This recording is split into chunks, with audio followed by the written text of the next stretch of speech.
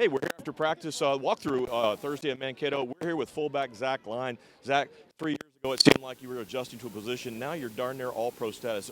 Talk to us about the change and learn how to become an NFL fullback, especially on the blocking side. I think you just got to soak up all the guys around you. Just the mentality you got with the guys on the O-line. Guys I've been able to learn from. Jerome Felton was one of them. He was a thumper, and I wanted to take some of what he did and some of what I did and kind of combine that into a fullback role. You know, when you were at SMU, you were more of a shotgun pistol type back where you take, a handoff from the shotgun or you'd catch a lot of passes. Is it difficult to realize, okay, now I'm going to stick my nose in there? I know you played linebacker in high school, so maybe it was inherent to you, but how was that transition? How hard was it? Yeah, I think when I first started playing the running back at SMU, I had that stick my head in there and, hit people mentality. Then as you kind of play for 4 years, you kind of get that running back mentality where you're going to make people miss. You're going to, you get those extra yards after contact that way. So then I had to relearn, going in there and keep my pad level down.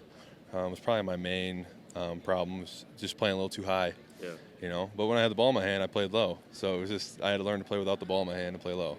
That's what I always wonder about. There's been experience in NFL history. The fullback was a key running back. You take the ball more. You got the ball a couple times last year. What happens? They come to you and say, we've got injuries going on.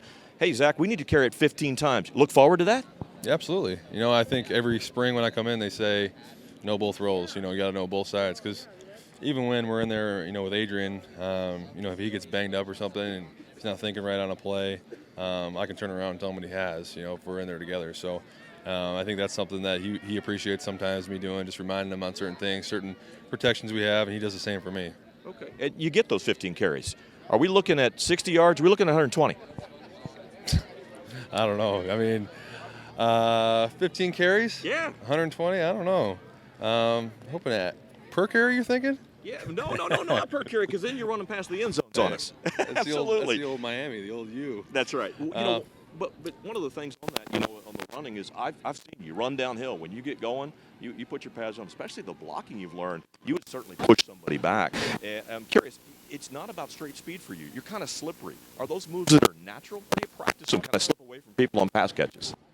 I think it's just anticipation. It just kind of comes with, watching film and knowing how guys play. But you got to be a player out there. You can't be thinking all the time. I think the worst thing you can do as a running back is think.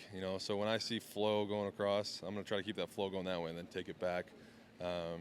You got to be smart when you cut back. That's where fumbles happen, and that's where the D linemen are hanging out a lot. And so I try to make as few cuts as possible, but stay north and south as much as possible as well. You talk about not thinking too much as a reporter. We don't want to think too much because you don't know what's going to come out of our mouths. I hear you.